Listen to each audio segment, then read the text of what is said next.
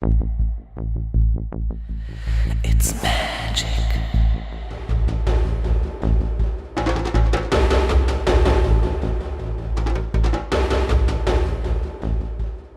It's magic.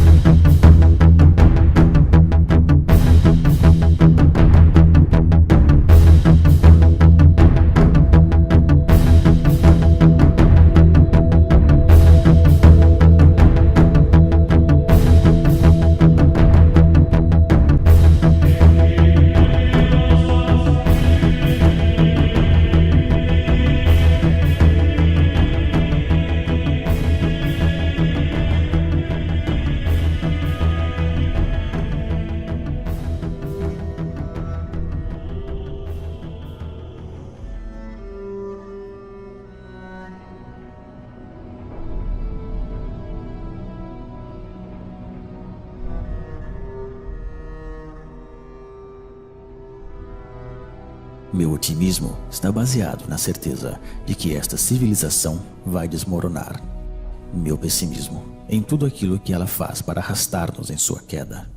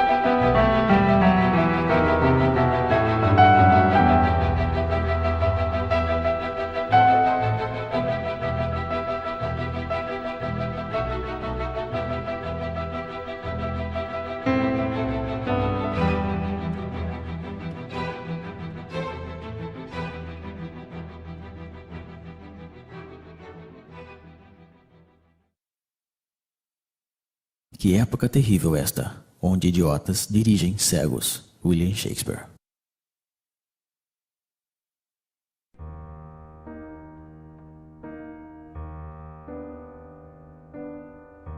A servidão moderna é uma escravidão voluntária, aceita por esta multidão de escravos que se arrastam pela face da terra. Eles mesmos correm atrás de um trabalho cada vez mais alienante que lhes é dado generosamente se estão suficientemente domados. Eles mesmos escolhem os amos a quem deverão servir. Para que essa tragédia absurda possa ter sucedido, foi preciso tirar desta classe a capacidade de se conscientizar sobre a exploração e a alienação da qual são vítimas. Eis então a estranha modernidade da época atual. Ao contrário dos escravos da antiguidade, aos servos da Idade Média e aos operários das primeiras revoluções industriais, estamos hoje frente a uma classe totalmente escrava, que, no entanto, não se dá conta disso, ou melhor ainda, que não quer enxergar. Eles não conhecem a rebelião que deveria ser a única reação legítima dos explorados. Aceitam sem discutir a vida lamentável que foi planificada para eles. A renúncia e a resignação são a fonte de sua desgraça. Eis então o pesadelo dos escravos modernos, que só aspiram a deixar-se levar pela dança macabra do sistema de alienação.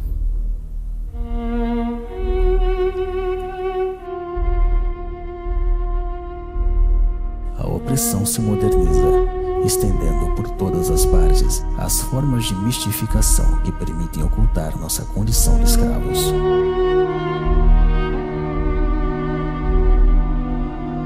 Mostrar a realidade tal qual é na verdade, e não tal como mostra o poder, constitui a mais autêntica subversão.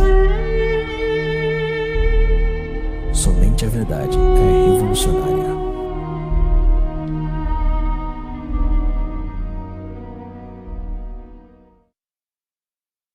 O urbanismo é a tomada do meio ambiente natural e humano pelo capitalismo, que, ao desenvolver-se em sua lógica de dominação absoluta, refaz a totalidade do espaço como seu próprio cenário.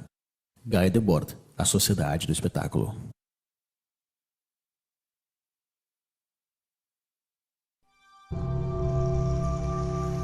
À medida que o homem constrói seu mundo com a força do trabalho alienado, o cenário deste mundo se converte na prisão onde terão que viver. Um mundo sórdido, sem sabor, nem odor, que leva consigo a miséria do modo de produção dominante. Este cenário está em eterna construção. Nada nele é estável. A remodelação permanente do espaço que nos envolve se justifica pela amnésia generalizada e pela insegurança na qual devem viver seus habitantes. Trata-se de refazer tudo à imagem do sistema. O mundo torna-se a cada dia mais sujo e barulhento, como uma usina. Cada parcela deste mundo é propriedade de um Estado ou de um particular. Este roubo social, que é a apropriação exclusiva do solo, se encontra materializada na onipresença de muros, barreiras e fronteiras.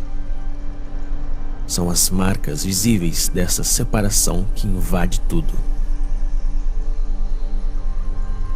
Mas ao mesmo tempo, a unificação do espaço, de acordo com os interesses da cultura mercante, é o grande objetivo da nossa triste época. O mundo deve transformar-se em uma imensa autópsia, racionalizada ao extremo, para facilitar o transporte das mercadorias. Todo obstáculo, natural ou humano, deve ser destruído. O ambiente onde se aglomera esta massa servil é o fiel reflexo de sua vida. Se assemelha a jaulas, a prisões, a cavernas. Porém, contrariamente aos escravos e aos prisioneiros, o explorado dos tempos modernos deve pagar por sua jaula.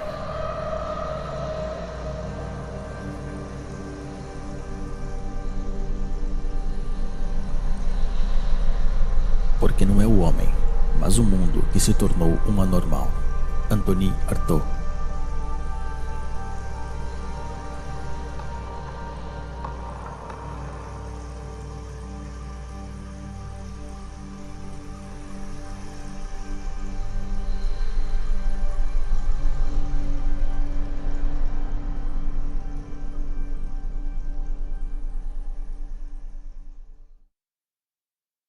À primeira vista, a mercadoria parece uma coisa simples, trivial, evidente. Porém, analisando-a, vê-se complicada, dotada de sutilezas metafísicas e discussões teológicas. O Capital, Karl Marx. É neste lugar estreito e lúgubre, onde o escravo moderno acumula as novas mercadorias que deveriam, segundo as mensagens publicitárias onipresentes, trazer-lhe a felicidade e a plenitude. Porém, quanto mais acumula mercadorias, mais ele se afasta da oportunidade de ser feliz. Que aproveita o homem ganhar o mundo inteiro e perder sua alma? Marcos, capítulo 8, versículo 36. A mercadoria, ideológica por essência, despoja de seu trabalho aquele que a produz e despoja de sua vida aquele que a consome. No sistema econômico dominante, já não é mais demanda que condiciona a oferta, mas a oferta que determina a demanda. Então é assim que, de maneira periódica, surgem novas necessidades que são rapidamente consideradas como vitais para a maioria da população. Primeiro foi o rádio, depois o carro, a televisão, o computador e agora o telefone celular. Todas essas mercadorias, distribuídas massivamente em um curto lapso de tempo, modificam profundamente as relações humanas. Servem, por um lado, para isolar os homens um pouco mais de seu semelhante e, por outro, para difundir as mensagens dominantes do sistema. As coisas que se possuem acabam por possuir-nos.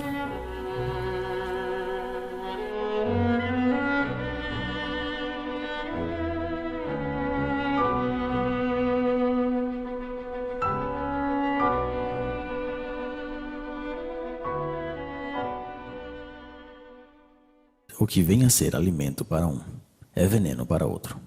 Para Celso.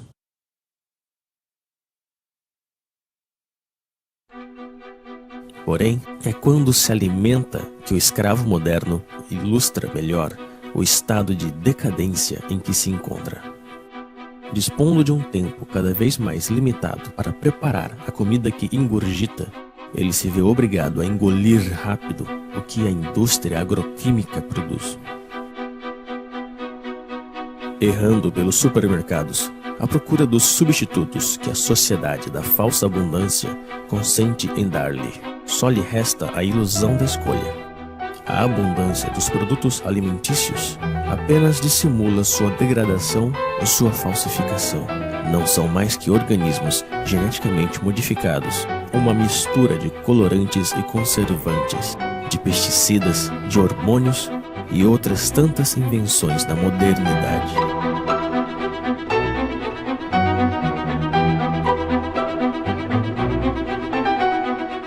O prazer imediato é a regra de todo modo de alimentação dominante.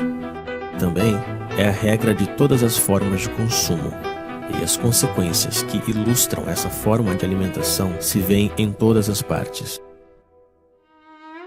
Mas é frente à indigência da maioria que o homem ocidental goza de sua posição e de seu consumo frenético.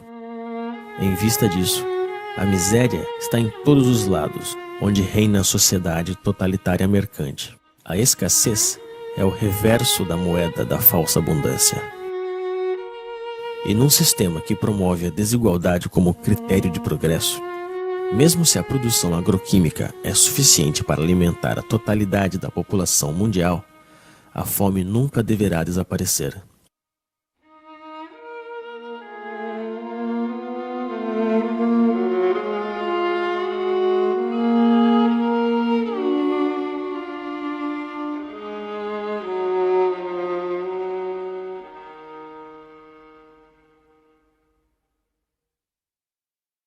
Estão convencidos de que o homem, espécie pecadora por excelência, domina a criação, como se as outras criaturas tivessem sido criadas apenas para servir-lhes a comida, a roupa, para serem martirizadas e exterminadas. Isaac Bashevis Singer. A outra consequência da falsa abundância alimentícia é a generalização das usinas de concentração e exterminação massiva e bárbara das espécies que servem de alimento aos escravos. Esta é a real essência do modo de produção dominante. A vida e a humanidade não resistem ante o desejo de proveito de certos indivíduos.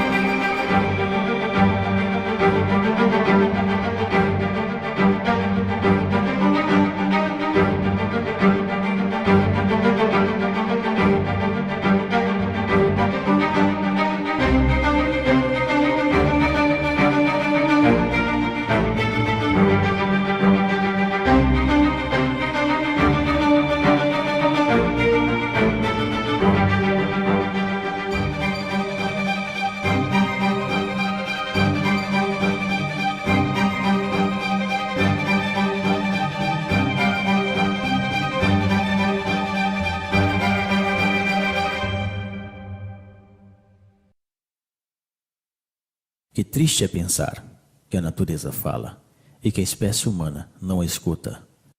Victor Hugo. É a expoliação dos recursos do planeta, a abundante produção de energia ou de mercadorias, o lixo e os resíduos do consumo ostentoso hipotecam a possibilidade de sobrevivência de nossa terra e das espécies que nela habitam. Porém, para deixar livre o curso ao capitalismo selvagem, o crescimento econômico nunca deve parar. É preciso produzir, produzir e reproduzir ainda mais. E são os mesmos poluidores que se apresentam hoje como salvadores potenciais do planeta. Esses imbecis da indústria do espetáculo, patrocinados pelas empresas multinacionais, tentam convencer-nos de que uma simples mudança em nossos hábitos seria suficiente para salvar o planeta de um desastre. E enquanto nos culpam, continuam poluindo sem cessar nosso meio ambiente e nosso espírito. Essas pobres teses pseudoecológicas são repetidas pelos políticos corruptos em seus slogans publicitários. Porém, nunca propõem uma mudança radical no sistema de produção. Trata-se, como sempre, de mudar alguns detalhes para que tudo fique como antes.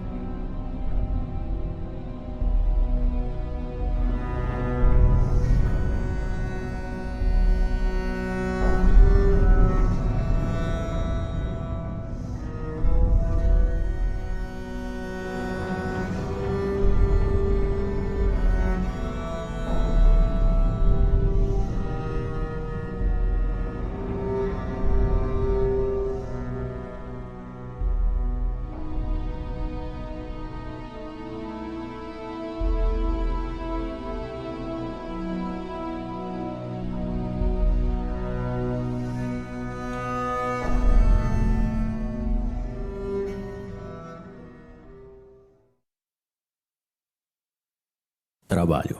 Do latim, tripalium, 3 paus, instrumento de tortura.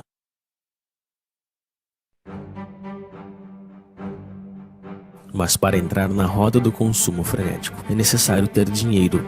E para conseguir dinheiro é preciso trabalhar, ou seja, vender-se. O sistema dominante fez do trabalho seu principal valor. E os escravos devem trabalhar mais e mais para pagar a crédito a sua vida miserável. Eles estão esgotados de tanto trabalhar, perdem a maior parte de sua energia e têm que suportar as piores humilhações. Passam toda a sua vida realizando uma atividade extenuante e insidiosa que é proveitosa apenas para alguns. A invenção do desemprego moderno tem como objetivo assustá-los e fazê-los agradecer sem parar a generosidade do poder que se mostra tão generoso com eles. Que fariam sem esta tortura que é o trabalho? E são essas atividades alienantes que são apresentadas como libertadoras. Que mesquinhez e que miséria!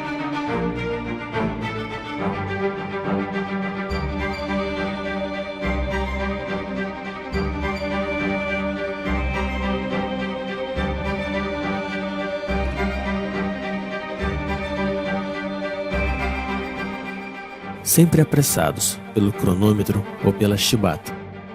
Cada gesto dos escravos é calculado a fim de aumentar sua produtividade.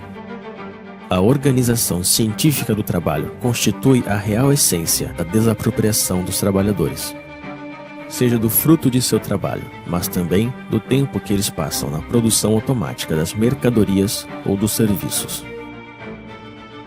O papel do trabalhador se confunde com o da máquina nas usinas, com o computador nos escritórios. O tempo pago não volta mais. Assim, a cada trabalhador é atribuído um trabalho repetitivo, seja ele intelectual ou físico. Ele é um especialista em seu domínio de produção. Essa especialização encontra-se na escala do planeta, no âmbito da Divisão Internacional do Trabalho. Concebe-se no Oriente, se produz na Ásia, se morre na África. É o homem inteiro que é condicionado ao comportamento produtivo pela organização do trabalho. E fora da fábrica, ele conserva a mesma pele e a mesma cabeça. O escravo moderno teria sido capaz de se contentar de sua servidão ao trabalho, mas à medida que o sistema de produção coloniza todos os setores da vida, o dominado perde o seu tempo com lazeres, com diversões e férias organizadas.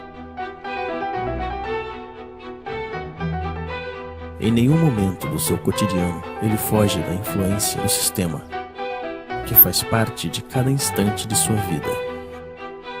É um escravo a tempo integral.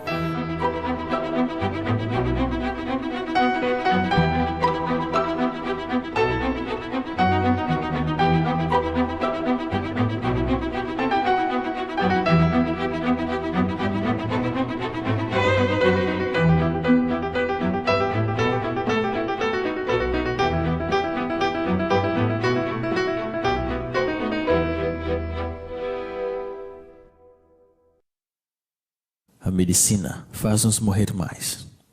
Plutarco.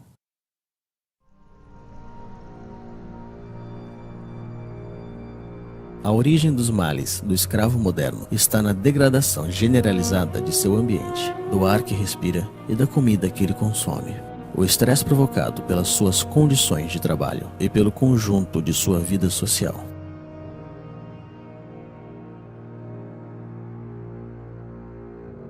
Sua condição subserviente é um mal que nunca encontrará remédio.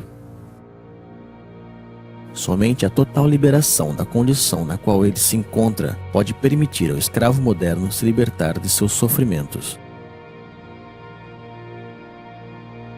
A medicina ocidental só conhece um remédio contra os males dos quais sofrem os escravos modernos: a mutilação. É a base de cirurgias, de antibióticos ou de quimioterapia que se trata aos pacientes da medicina mercantil. Nunca se trata a origem do mal, senão que as suas consequências. pelo motivo de que essa busca da origem do mal nos conduziria inevitavelmente à condenação fatal da organização social em toda sua totalidade.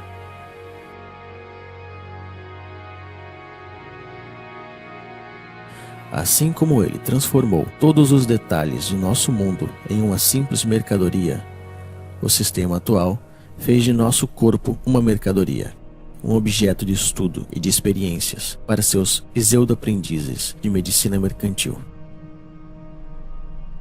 Os donos do mundo já estão prontos para patentear os seres vivos. O sequenciamento completo do DNA do genoma humano é o ponto de partida de uma nova estratégia posta em ação pelo poder.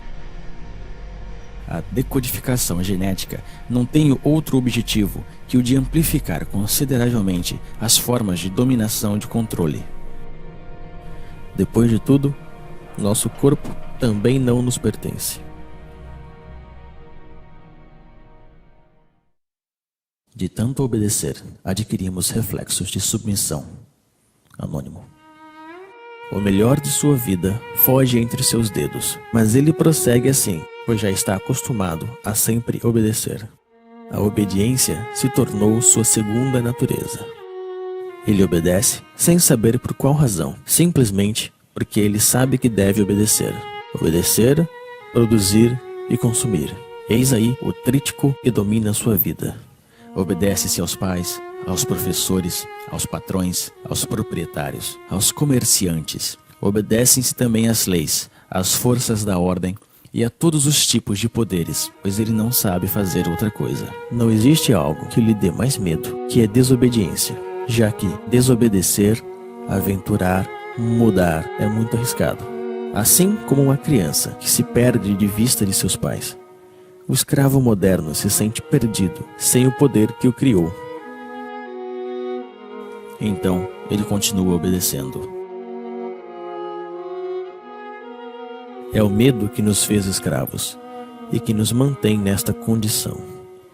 Baixamos a cabeça frente aos donos do mundo. Aceitamos essa vida de humilhação e de miséria somente por medo. No entanto, dispomos da força numérica frente a essa minoria que governa. A força deles não sai de seus policiais, mas de nosso consentimento. Justificamos nossa covardia diante do enfrentamento legítimo contra as forças que nos oprimem com um discurso cheio de humanismo modernizador. A rejeição da violência revolucionária está ancorada nos espíritos daqueles que se opõem ao nome dos valores que este mesmo sistema nos ensinou. Porém, quando se trata de conservar sua hegemonia, o poder não hesita em se vestir da violência.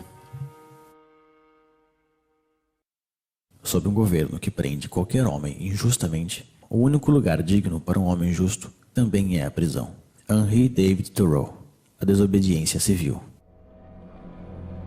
No entanto, ainda existem indivíduos que escapam ao controle das consciências, mas estão sob vigilância. Todo ato de rebelião ou de resistência está de fato assimilada a uma atividade desviada ou terrorista. A liberdade só existe para aqueles que defendem os imperativos mercantis. A oposição real ao sistema dominante, infelizmente, é totalmente clandestina. Para estes opositores, a repressão é a regra em uso. E o silêncio da maioria dos escravos frente a essa repressão está justificado na aspiração mediática e política que nega o conflito existente na sociedade atual.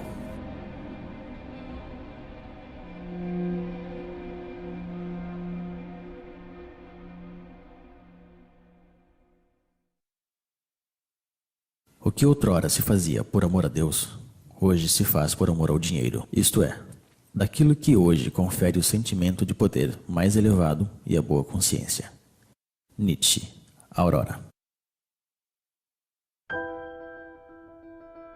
Como todos os seres oprimidos da história, o escravo moderno precisa de seu misticismo e de seu Deus para anestesiar o mal que lhe atormenta e o sofrimento que lhe sufoca. Mas esse novo Deus, a quem entregou sua alma, não é nada mais que nada.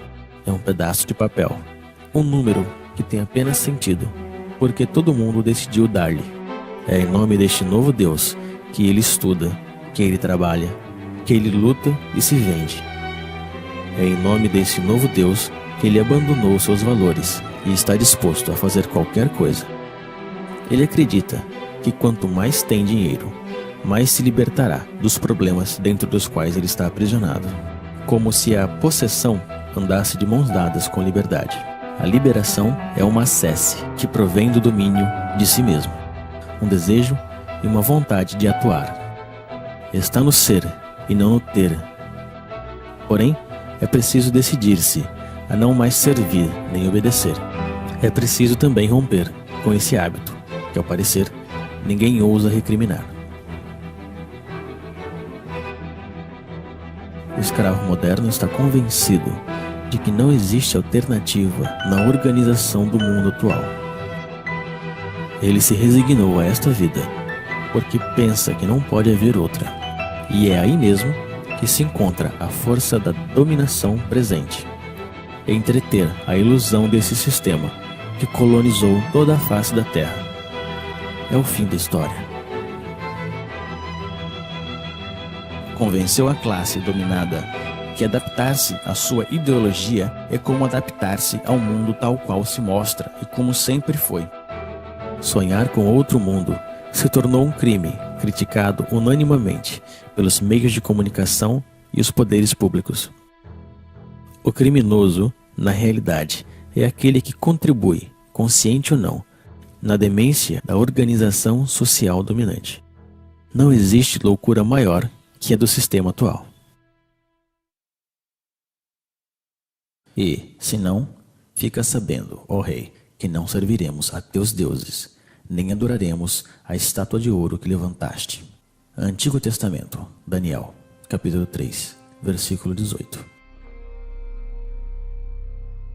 Frente à devastação do mundo real, é preciso que o sistema atual colonize a consciência dos escravos. É por isso que no sistema dominante, as forças de repressão são precedidas pela dissuasão, que desde a infância realiza sua obra de formação de escravos. Eles devem esquecer-se de sua condição servil, de sua prisão e de sua vida miserável. Basta olhar esta multidão hipnotizada frente às telas que acompanham sua vida cotidiana.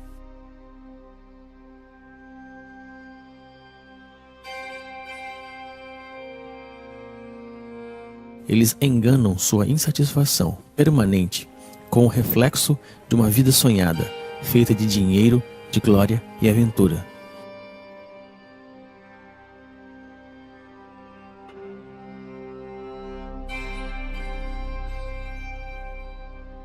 Mas seus sonhos são tão lamentáveis como sua vida miserável.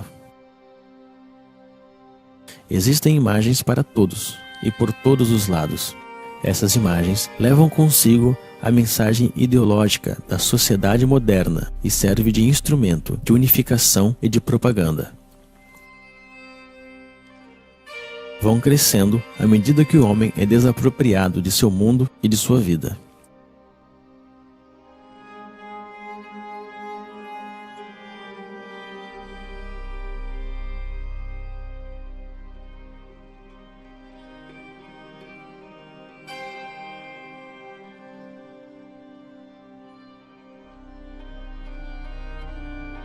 A criança é a primeira vítima dessas imagens, pois se trata de sufocar a liberdade desde o berço. É necessário torná-los estúpidos e tirar-lhes toda a capacidade de reflexão e de crítica. Tudo isso se faz, evidentemente, com a cumplicidade desconcertante dos pais, que não buscam sequer resistir frente à força imponente de todos os meios modernos de comunicação. Eles mesmos compram todas as mercadorias necessárias para escravizar sua progenitura. Desapropriam-se da educação de seus filhos e deixam que o sistema alienador e medíocre se encarregue dela.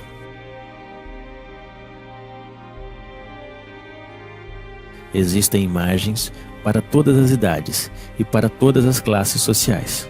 Os escravos modernos confundem essas imagens com cultura e, às vezes, com arte. Recorrem-se aos instintos mais baixos para vender qualquer mercadoria. E é a mulher, duplamente escrava da sociedade atual, que paga o preço mais alto. Ela é apresentada como um simples objeto de consumo. A revolta também foi transformada em uma imagem que se vende para melhor destruir seu potencial subversivo. A imagem ainda é, até hoje, a forma de comunicação mais direta e mais eficaz. Ela cria modelos, aliena as massas, mente e promove frustrações. Difunde-se a ideologia mercantil pela imagem,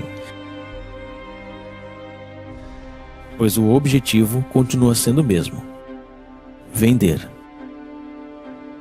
Modelos de vida ou produtos, comportamentos ou mercadorias.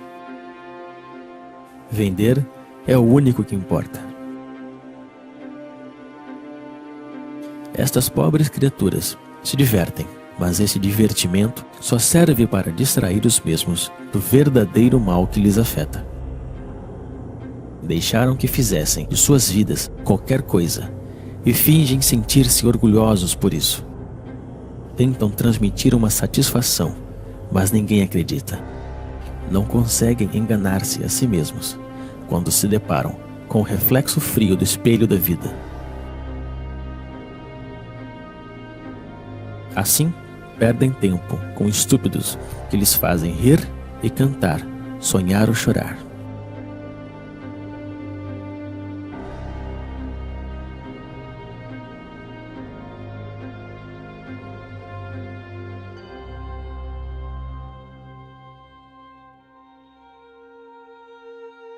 Através do esporte mediatizado, se representa o êxito e o fracasso, os esforços e as vitórias que os escravos modernos deixaram de viver em seu cotidiano. Sua insatisfação lhe incita a viver por procuração frente ao aparelho de televisão.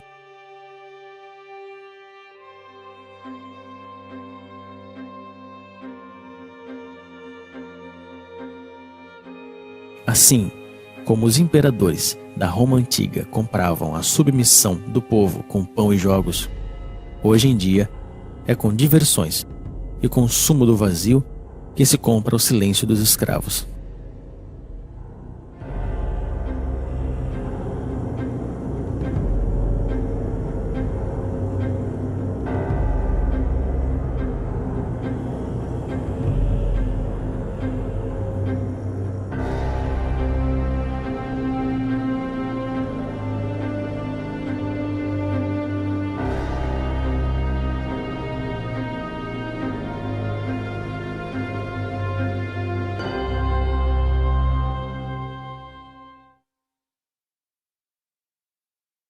Nós acreditamos que dominamos as palavras, mas são as palavras que nos dominam. Alan Ray. O controle das consciências passa essencialmente pela utilização viciada da linguagem utilizada pela classe economicamente e socialmente dominante. Sendo o detentor de todos os meios de comunicação, o poder difunde a ideologia mercantil através da definição petrificada, parcial e falsa que ele dá das palavras. As palavras são apresentadas como neutras e sua definição como evidente. Porém, estando sob controle do poder, a linguagem designa sempre algo muito diferente da vida real. É, antes de tudo, uma linguagem de resignação e impotência, a linguagem da aceitação passiva das coisas tais como são e tais como devem permanecer.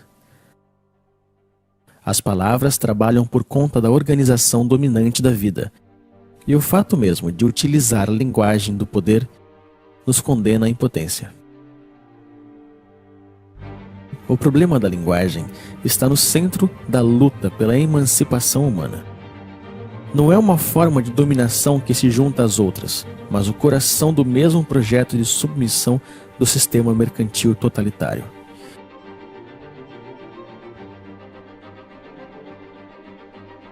Para que uma mudança radical surja de novo, é preciso uma tomada radical da linguagem e também da comunicação real entre as pessoas.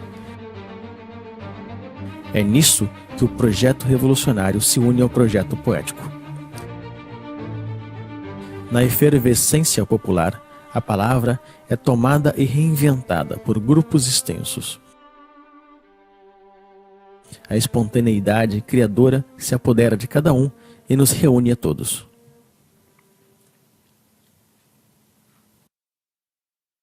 Votar é abdicar.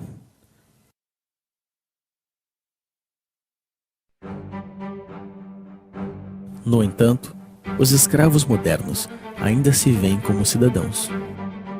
Eles acreditam que votam realmente e decidem livremente quem vai dirigir seus negócios, como se eles ainda tivessem escolha. Apenas conservaram a ilusão. Vocês acreditam que ainda existe uma diferença fundamental quanto à escolha da sociedade na qual nós queremos viver entre o Partido Socialista e a direita populista da França, entre os democratas e os republicanos dos Estados Unidos, entre os trabalhistas e conservadores do Reino Unido? Não existe oposição, pois os partidos políticos dominantes estão de acordo sobre o essencial, que é a conservação da atual sociedade mercantil.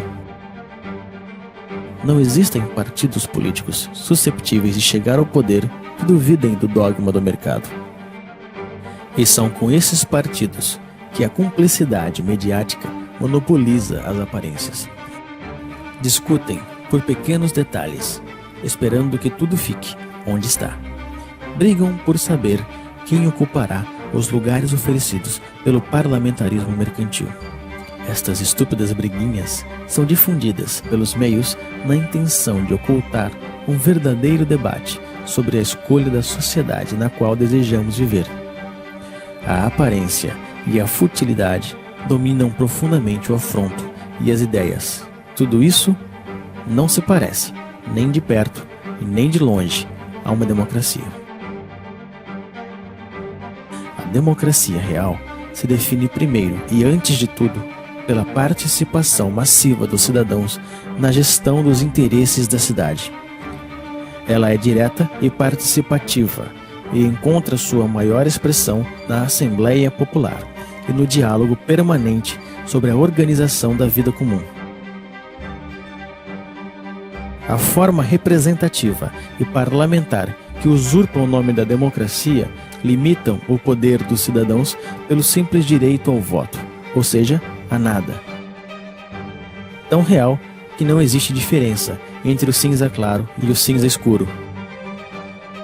As cadeiras do parlamento estão ocupadas pela imensa maioria da classe econômica dominante, seja ela de direita ou da pretendida esquerda social-democrática.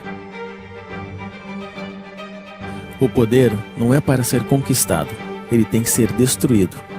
O poder é tirano por natureza, seja ele exercido por um rei, por um ditador ou um presidente eleito. A única diferença na democracia parlamentar é que os escravos têm a ilusão que podem escolher eles mesmos os mestres que eles deverão servir. O direito ao voto fez dos mesmos cúmplices da tirania esmagadora. Eles não são escravos porque existem amos, senão que existem amos porque decidiram permanecerem escravos. A natureza não criou amos nem escravos. Eu não quero dar nem receber leis. Denis Diderot. O sistema dominante se define então pela onipresença de sua ideologia mercante. Ela ocupa, ao mesmo tempo, todo o espaço e todos os setores da vida. Ela não diz nada mais que produza, venda, consuma, acumula.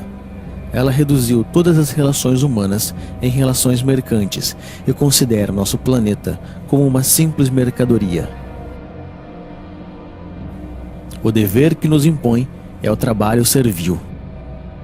O único direito que ele reconhece é o direito da propriedade privada. O único Deus que ele adora é o dinheiro. O monopólio da aparência é total. Somente aparecem os homens e os discursos favoráveis na ideologia dominante. A crítica deste mundo está afogada no mar midiático que determina o que é bem ou mal e o que se pode ver ou não.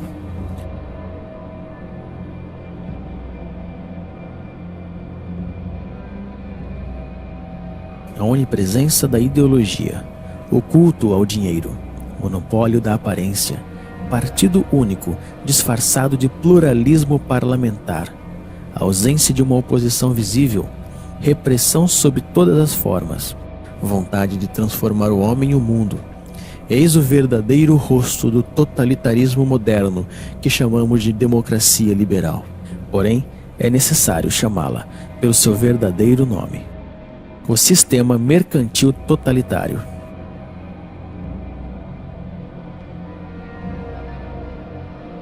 O homem, a sociedade e o conjunto de nosso planeta estão a serviço desta ideologia.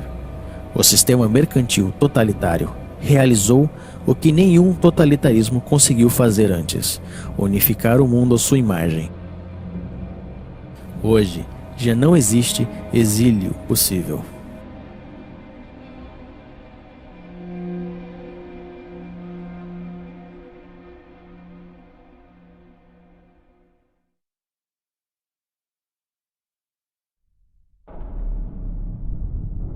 À medida que a opressão se estende por todos os setores da vida, a revolta toma aspecto de uma guerra social. Os motins renascem e anunciam a futura revolução.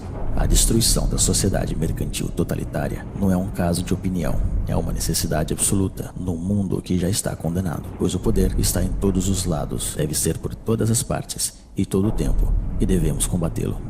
A reinvenção da linguagem, o transtorno permanente da vida cotidiana, a desobediência e a resistência são as palavras mágicas da revolta contra a ordem estabelecida. Mas para que desta revolta surja uma revolução, é preciso unir as subjetividades em uma frente comum. É na unanimidade de todas as forças revolucionárias que devemos trabalhar. Isto só se pode conseguir quando temos consciência de nossos fracassos passados. Nem o reformismo estéril, nem a burocracia totalitária não podem ser uma solução para nossa insatisfação. Trata-se de reinventar novas formas de organização e de luta. A autogestão nas empresas e a democracia direta na escala comunal constituem as bases desta nova organização, que deve ser anti-hierárquica, tanto na forma quanto no conteúdo. O poder não é para ser conquistado, ele deve ser destruído.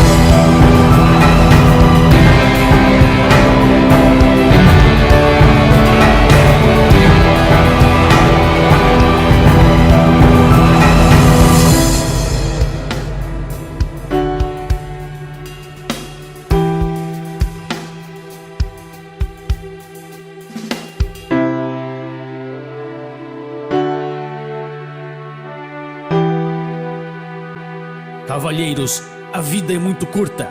Se nós vivemos, vivemos para andar sobre as cabeças dos reis. William Shakespeare, Henrique IV. Jean-François Briand. Tradução: Elisa de Arbênia Quadros. Dublagem: Rodrigo Nishino.